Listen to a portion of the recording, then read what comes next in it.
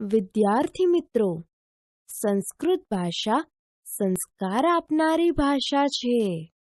સંસ્કૃત ભાષામાં લખાયેલા આપણા વેદો, ઉપનિષદો, પુરાણો તેમજ અન્ય ગ્રંથોમાં જીવન માટે બોધદાયક ઉત્તમ વિચારો મળી આવે છે. આ વિચારો ખૂબ જ ટચુકડા વાક્યોમાં હોવા છતાં શ્રેષ્ઠ વિચાર રત્નો બની રહે છે. આપણે નવમઃ પાઠઃ સૂક્તયઃ સુવચનોમાં સૂક્તયઃ 1-4 નો ભાવાર્થ તથા સમજૂતી જોઈશું. 1. નાસ્તિ ઉદ્યમ સમઃ બંધુઃ. ભાવાર્થ: મહેનત જેવો કોઈ ભાઈ કે મિત્ર નથી.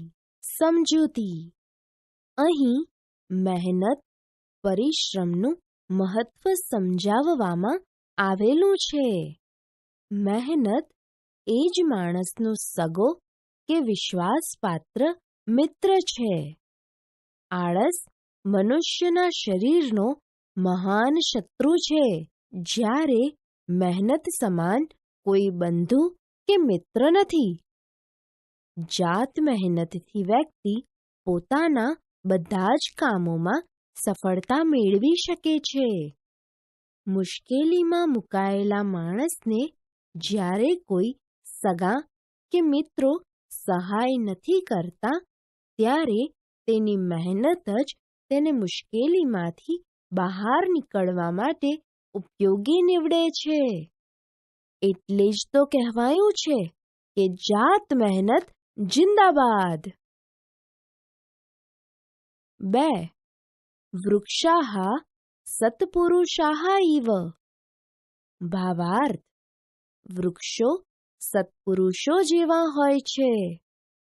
સમજૂતી: આ સૂક્તિમાં વૃક્ષોને સત્પુરુષોની ઉપમા આપવામાં આવેલી છે. સત્પુરુષો હંમેશા બીજા લોકોની સહાયતા કરવા તત્પર રહેતા હોય છે. તેથી અહીં વૃક્ષને સત્પુરુષો સાથે સરખાવવામાં આવેલા છે. વૃક્ષો આપણને ઘણી રીતે ઉપયોગી થાય છે. વૃક્ષો પોતે તડકામાં ઊભા રહી બીજા પર છાંયડો કરે છે. તેમના ફળો પણ બીજા માટે જ હોય છે. આથી અહીં વૃક્ષોને સત્પુરુષો જેવા કહેવામાં આવ્યા છે. 3. શીલમ સર્વત્ર વૈધનમ. ભાવાર્થ: શીલ કે ઊંચું ચારિત્ર્ય ખરેખર બધે જ ધનરૂપ છે. સમજૂતી: આ સૂક્તિમાં શીલ એટલે કે ચારિત્ર્યને જ સાચું ધન ગણ્યું છે.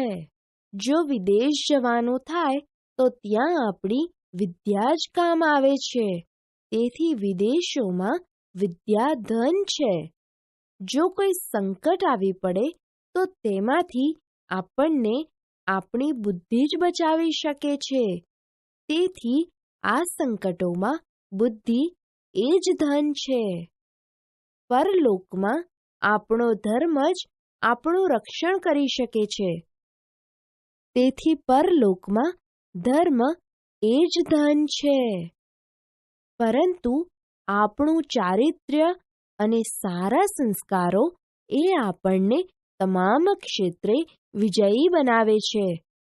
આથી આપણા જીવનમાં ચારિત્ર્યને સૌથી વધુ મહત્વ આપવું જોઈએ. આમ શીલ કે ઊંચું ચારિત્ર્ય ખરેખર બધે જ ધનરૂપ છે. 4. માતૃદેવો ભવ. ભાવાર્થ: તું માતાને દેવ માનજે. સમજૂતી: અહીં માતાને દેવતુલ્ય ગણવામાં આવેલી છે. જે માતા આપણને જન્મ આપે છે તે તે જીવન આપનારી માતાને દેવતુલ્ય ગણી તેમને માન આપવાની વાત અહીં કરવામાં આવેલી છે. આપણે ત્યાં કેટલીક કહેવતો છે કે માતે માં બીજા બધા વગડાના વા, માં વિના સુનો સંસાર વગેરે. પ્રાચીન સમયે ગુરુ પોતાના શિષ્યોને દીક્ષાંત પ્રવચનમાં કેટલીક સૂક્તિઓ સમજાવતા, જેમ કે માતૃદેવો ભવ અર્થાત તું માતાને દેવતુલ્ય માનજે. આ જ રીતે પિતૃદેવો ભવ, આચાર્ય દેવો ભવ, અતિથિ દેવો ભવ.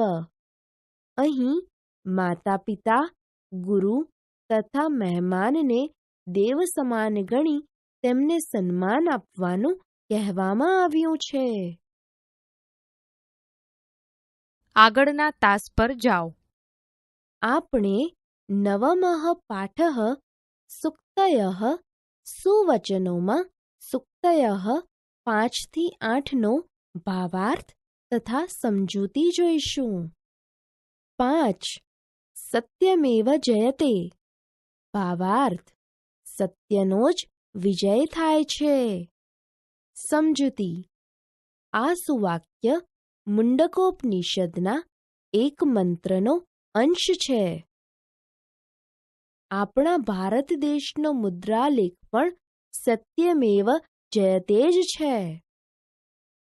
સત્યના માર્ગે ચાલનારને અનેક મુશ્કેલીઓનો સામનો કરવો પડે છે, પણ છેવટે તેનો જ વિજય થાય છે. સત્યવાદી રાજા હરિશ્ચંદ્ર પર અનેક સંકટો આવ્યા હતા, છતાં તેઓ સત્યના માર્ગે ચાલીને બધા સંકટોને પાર કરી ગયા હતા. આથી હરિશ્ચંદ્ર રાજાનું નામ અમર થઈ ગયું. 6. અહિંસા પરમો ધર્મઃ. ભાવાર્થ: અહિંસા શ્રેષ્ઠ ધર્મ છે. સમજૂતી: મન, વચન અને કર્મથી કોઈને દુઃખ ન આપવું તેને અહિંસા કહેવાય છે. અહિંસાને જ શ્રેષ્ઠ ધર્મ ગણવામાં આવ્યો છે. જગતના બધા જ ધર્મોએ હિંસાનો ત્યાગ કરવાનું કહ્યું છે. આ સૂક્તિમાં અહિંસાને જીવનમાં સ્થાન આપવાનો ઉપદેશ આપવામાં આવ્યો છે. આપણા રાષ્ટ્રપિતા ગાંધીજીએ પણ અહિંસાનો જ માર્ગ અપનાવ્યો હતો. 7. વિદ્યા વિનયેન શોભતે. ભાવાર્થ: વિદ્યા વિનય વડે શોભે છે. સમજૂતી: અહીં મનુષ્યએ પ્રાપ્ત કરેલી વિદ્યા શિસ્ત કે અનુશાસન વડે જ શોભે છે તે વાત સમજાવવામાં આવેલી છે. સર્વશાસ્ત્રોને જાણનાર જ્ઞાની વ્યક્તિમાં પણ જો વિનય કે શિસ્ત ન હોય તો તેણે પ્રાપ્ત કરેલું જ્ઞાન નકામું છે. જીવનમાં વિનય કે શિસ્ત ન હોય તો આપણે મેળવેલી વિદ્યાનો કશો અર્થ નથી. માટે વિનય કે શિસ્ત ઉચ્ચ જીવન માટે ખૂબ જ જરૂરી છે. 8. ઉત્સવ પ્રિયાઃ ખલુ જનાઃ. ભાવાર્થ: મનુષ્યો ખરેખર ઉત્સવ પ્રિય હોય છે. સમજૂતી: અહીં સંસ્કૃત સાહિત્યના કવિ કાલિદાસનું સુપ્રસિદ્ધ વાક્ય મનુષ્યો ખરેખર ઉત્સવ પ્રિય હોય છે આપવામાં આવ્યું છે. કાલિદાસના આ કથન મુજબ મનુષ્ય જીવનમાં દુઃખ વિશેષ પ્રમાણમાં અને સુખ બહુ જ અલ્પ માત્રામાં છે. આથી જ આપણને સુખ માટે આનંદની ઝંખના હોય છે. તેથી આપણે વિવિધ ઉત્સવો, પર્વો તહેવારો વગેરે ઉજવીને આપણા જીવનને આનંદમય બનાવવાનો પ્રયત્ન કરતા રહીએ છીએ. આગળના તાસ પર જાઓ.